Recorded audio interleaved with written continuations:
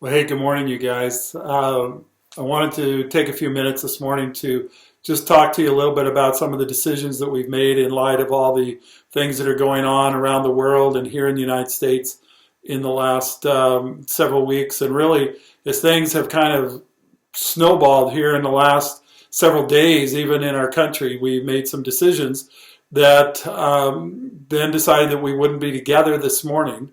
And so I wanted to take some time to send this out, put it on our website so that you could hear our thinking about what we've decided to do.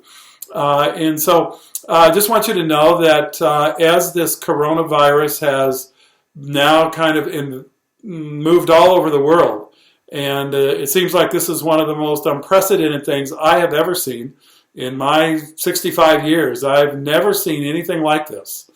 And to go through it is a little strange. And for many of us, we wonder, is it being overblown? Is it really not that big a deal? Or is it not near as big a deal as we're making it into? Or is it really going to be a giant issue? Is it going to be not necessarily catastrophic, but maybe headed towards that? And so none of us for sure know.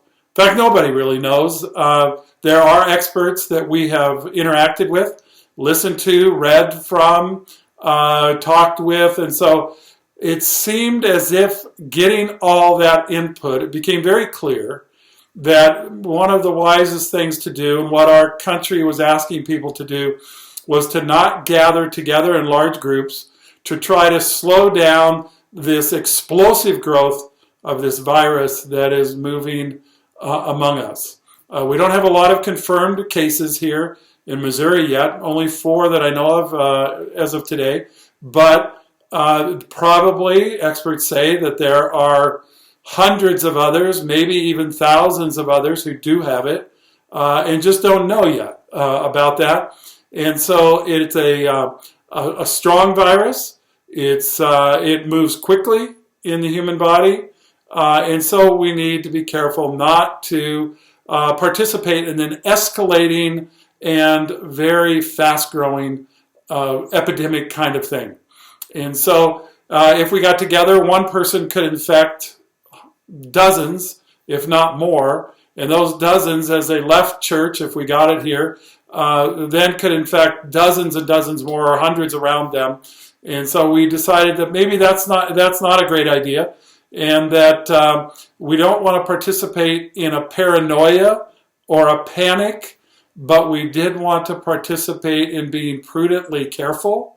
And so we thought, you know what, we can do church a little bit differently for a while. And whether this lasts for a week or a month or maybe longer, we'll just have to wait and see how this develops. Like I said, this is unparalleled in almost anything that any of us have ever experienced. And so we'll figure it out together, and we'll keep talking to the experts about this and see when we'll make changes. So there seem to be 4 things that we've been relating to here at Quest. One is our facility, making sure that it is clean, that it's sterile, or maybe not perfectly sterile, but we can make sure that we get it clean and that we try to get rid of all the germs as much as possible. And so down the road, we as a staff will not be able to do this totally on our own. We're going to need some help. And so if you have interest or willingness to help us keep our facility functional and in good shape, that we are not spreading germs around, at least very much, we'd love to have your help. So I'd encourage you to call Dennis Perizzo. He's our facilities manager, and I'd encourage you to call him. And so the second thing, though, is making decisions about our gathering. And so we have made a decision then that our large group gatherings, that we would suspend them until it seems clear that it's safe to continue doing it together. All then the small groups will be in touch with you, but we want to suspend any group meetings that could be unhelpful and unhelpful. So if you're involved in a small group, I encourage you to talk to the leader of that group, and they can direct you on how to handle whether you're going to continue meeting in any way, shape, or form. So that is the kind of the stuff about our gatherings. Beyond that, we're really concerned then about our congregational care. How are we going to care for people along the way?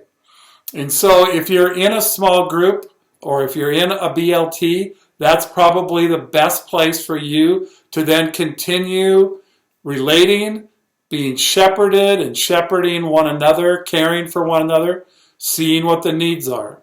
If you're not in a small group, if you're not connected somewhere, we want you to call us here at the office, and we want to know what your needs are. We want to know how to connect with you. We want to be able to track with you. And so please do that if you would, if you're not connected to any small group whatsoever. For some of you who may get this virus, you will need to lay low. You'll need to take care of yourself. You'll probably not want to go out very much. And as a result, you may find yourself in need of someone to help you grocery shop or bring food to you. And so I would encourage you, let us know. We have people who are volunteering to do that. And in fact, if you are able to volunteer to help go to people's homes and take food, go to the grocery store and help them be supplied, please call us here at the office also and let us know.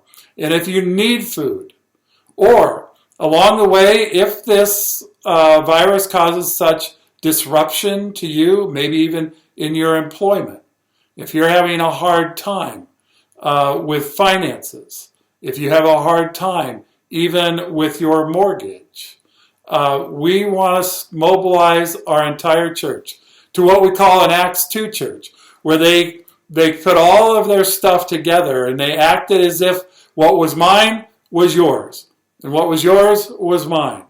And we're not talking about socialism or communism. We're talking about love. We're talking about care and concern for one another.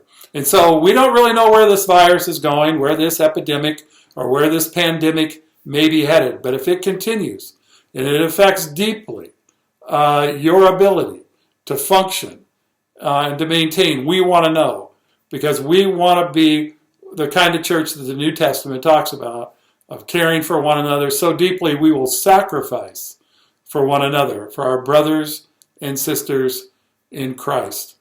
And so we have a benevolence fund. We will be considering, do we need to change our budget drastically and begin to take money away from other things we were doing, and so we can meet the needs of people. Also, if you have finances that you could invest in the life of our brothers and sisters here at Quest, then I would encourage you to be able to give that. We have, obviously, we have operating budgets that need to continue for our building and so on and so forth. So your tithe is really important, but we really want to say, what do we need to do with the money we have to meet the needs of people? So congregational care, we want to hear from you. We want to be connected to you. So please let us know. And last but not least, we want to be really cognizant. We want to be aware of, we want to be committed to the community care. The people in our community, they seem to be a little freaked out by this, and understandably so, right? This is so unprecedented. We've never seen anything like this. And people are afraid. And people are running scared. People are running forward to see if maybe somehow they could find some comfort in making sure they get enough toilet paper or paper towels or sanitary, sanitizers. And so it's a little freaky, right? Of course it is. It's a little strange. But we have a confidence that God has not lost control. Now, exactly what he's doing and how he's doing it, I'm not sure we totally understand that. But we know that he is compassionate, he's merciful, he's strong, he's there. And yes, he has allowed this to happen. And he has a purpose in allowing this to have happened in our world. And what that purpose is, I don't really know for sure. But I do know that his, deep down his heart, is for every person to know him and to trust him in a world that we wish was secure, and we wish it was perfect, we wish it was without fault, we wish everything went right. But we know that's not reality. And we know that it's a broken place. In fact, that maybe this reminds us of a fundamental biblical truth, that we live in an entire broken universe that groans for what is right and complete and perfect. And someday that's going to happen again. But for now, we live in a broken place. And this epidemic, this pandemic, is definitely reminding us of our insecurities, in our inadequacies, in our lack of ability to control all of life. But God can be relied on no matter what happens.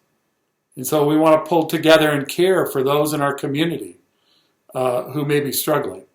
And so we want to share our welfare with them. In fact, we want to seek their welfare first. Jeremiah 29 tells us that if we seek their welfare and pray on their behalf, that in their welfare we'll find our own.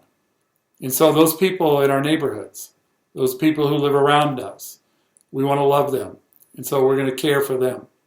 So we will not be gathering on Sunday morning for an indefinite amount of time. It might be a week. It might be a month. It might be a little more. We don't know yet. But in the meantime, we want to continue to be connected, and we want to be the church together. Okay, now this is going to be quite a challenge, but let's make sure we stay in connection with one another, in communication with one another, caring for one another, loving one another, and sacrificing for one another. All right, if you have any questions, please call us here at the office or get in touch with your small group leader or your BLT leader. We want to make sure that we are aware of what's going on in each one of our lives and in each one of your lives. All right? All right, you guys, we'll look forward to it. I'm going to try to do another video here with a bit of a sermon or just maybe a teaching is the way I'd put it, from the Word on what we were going to cover this week. But it's a little adjusted because the situation is now a little different. Okay? All right, you guys, love you, and we will be in touch soon. Keep looking on the website here for additional videos along the way that we may be posting to want to communicate with you. All right, God bless you. I love you guys, and I look forward to seeing you soon.